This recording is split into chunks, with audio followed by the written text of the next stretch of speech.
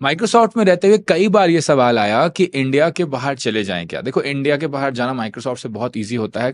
एक बार जब आप लेवल 62 पहुंच जाते हैं, वहाँ इंटरनल लेवल्स होते हैं, और इंटरनल लेवल्स में जब आप उस लेवल पर पहुंचते हो तो आप इंटरनल ट्रांसफ़र ले सकते हो, मतलब इंडिया के बाहर आराम से। और मेरे पास वो लेवल 62 2019 में आ गया, तो उसके मेरे साथ साथ काफ़ी सारे कलीग्स का भी आया, और काफ़ी सारे लोग भर भर के मूव आउट किए। तो एक बार के लिए ये क्वेश्चन तो दिमाग में आ ही जाता है। इसके पहले 2019 के पहले ये अपॉर्चुनिटीज़ थी जब हम लोग कॉलेज से निकल रहे थे MIT मणिपाल से, तो काफ़ी सारे बच्चे MS करने के लिए और MBA करने के लिए बाहर जा रहे थे। आई थिंक मेरे बैच के बहुत सारे मेरे फ्रेंड्स 2 साल के अंदर में बाहर चले गए इंडिया के। तो 2 बार मेरे पास ये क्वेश्चन आया अलग अलग पड़ाव पे लाइफ में कि इंडिया में रहें या इंडिया छोड़ दें। तो ये जो मैं बोल रहा हूँ ये मेरे व्यक्तिगत सोच है, ठीक है। आप अगर कुछ और डिसाइड करोगे कि नहीं आपको इंडिया में रहना है, नहीं रहना है, इन कारणों से नहीं रहना है, उन कारणों से नहीं रहना, ये आपकी सोच होगी, और मुझे पूरा रिस्पेक्ट है आपकी सोच के लिए। बट मैंने सोचा, क्योंकि कई बार बच्चे पूछते रहते हैं कि आपने भैया भारत क्यों नहीं छोड़ा, तो मैंने सोचा एक वीडियो इस पर बना देता हूँ। देखो, सबसे पहला रीजन है, जब मैं सोचता हूँ इन चीज़ों के बारे में, सबसे पहला रीजन ये आता है कि लोग भारत छोड़ते क्यों थे, या लोग भारत के बाहर जाते क्यों थे। पहले ये ट्रेंड बना क्यों कि जो लोग बहुत अच्छी पढ़ाई करते थे या बहुत टॉप कॉलेजेस होते थे वो इंडिया के बाहर जाते थे। 2 रीजंस थे। एक था कि क्वालिटी ऑफ लाइफ, और दूसरा था कि पैसा ज़्यादा मिलता था भारत के बाहर, तो आप काफ़ी पैसा बचा पाते थे और काफ़ी अच्छी ज़िंदगी, मतलब पैसा मिलता था तो काफ़ी अच्छी ज़िंदगी जी भी पाते थे। मुझे लगता है अब ये दोनों चीज़ें रिवर्स हो गई हैं। अब दोनों चीज़ें इंडिया में बेटर हो गई। क्वालिटी ऑफ लाइफ इंडिया में कैसे बेटर है? आज के टाइम पर अगर आपके पास पैसा है, जैसा कि माइक्रोसॉफ्ट में मेरे पास अच्छा खासा पैसा मिलता था। जब मैंने माइक्रोसॉफ्ट छोड़ा तो मेरी सैलरी करीबन 1 करोड़ थी।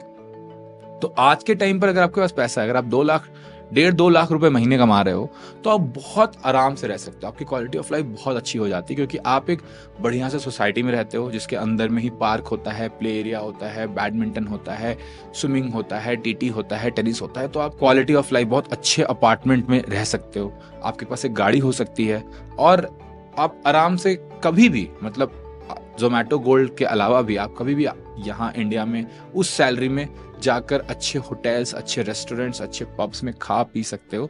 तो आपकी लाइफ बहुत ही टॉप 1% लाइफ हो जाती है इंडिया में, और ये सब आपको अवेलेबल रहता है। फिर ये चीज़ें तो आपको इंडिया में अवेलेबल हैं, US में भी अवेलेबल रहती हैं, लेकिन US में 5 स्टार जाने का कॉस्ट बहुत हाई होता है। लोग इतनी आसानी से नहीं जाते हैं बड़े बड़े होटल्स में, और ये सब का कॉस्ट बहुत ज़्यादा बढ़ जाता है। अगर आप US में सिमिलर काइंड ऑफ अपार्टमेंट में रहो जहां आपको ये सारी फैसिलिटीज मिले, तो आपको बहुत कॉस्टली पड़ता है। इंडिया में रिलेटिवली बहुत चीपर है, जहां पर एमिनिटीज शेयर हो जाती है सोसाइटीज के अंदर।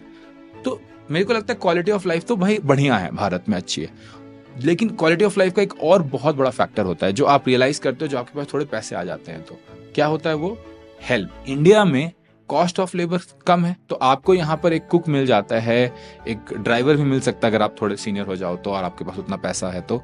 लेकिन छोटी छोटी चीजों के लिए भी आपके पास लोग होते हैं। देखो, डंजो है, जेप्टो है, अर्बन क्लैप है, और ये सब बहुत सस्ता है यहाँ पर कंपेयर टू US, जहाँ मिनिमम वेज ही बहुत हाई है, which is good for that country. मैं ये नहीं कह रहा कि यहाँ पर लोगों को अंडरपेड होना चाहिए, बट यहाँ लोग आराम से रह रहे हैं। आपकी कुक जो होती है, आपकी जो बाई होती है, वो 4-5 घरों में करके काम अच्छा खासा पैसा बना लेती है। इंडिया की growth story quality of life के हिसाब से तो यार बड़ी सही चल रही है। दूसरी चीज देखते हैं कि सैलरी।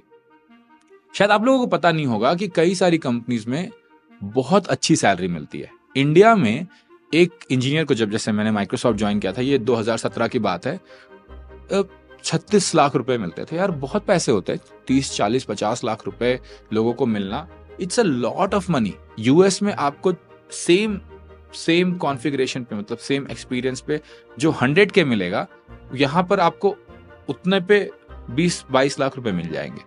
तो अगर आपको 20 लाख रुपया इंडिया में मिल रहा है वर्सेस 100 के US में मिल रहा है, you should prefer 20 lakh rupees in India, क्योंकि परचेजिंग पावर पैरिटी भी इसमें आ जाती है। तो आपकी 20 लाख 25 लाख की salary is compare to 75-80 lakh की सैलरी इन US, तो काफी अच्छा पैसा मिल रहा है। फ्रेशर्स को भी पिछले साल तक अच्छा पैसा मिल रहा था। हर किसी को नहीं मिलता, तो हर किसी को 100 के भी नहीं मिलता US में शांति से बैठे बैठे, पर जो ज्वाइनिंग सैलरीज है वो कंपेरेबल हो गई हैं, जो एक्सपीरियंस सैलरीज है वो कंपेरेबल हो गई हैं, डायरेक्टर लेवल, VP लेवल की सैलरीज कंपेरेबल हो गई हैं। तो इंडिया में यार ना पैसे की दिक्कत है, ना अब पैसे खर्च करने के लिए परेशानी है, उसके भी काफी एवेन्यूज है। उसके साथ साथ एक और चीज होती है ना कि जब आप यूएस से इंडिया ट्रैवल करते हो तो आप कम ट्रैवल कर पाते हो और हर बार ट्रैवल कॉस्टली होता है, काफी महंगे टिकट आते हैं।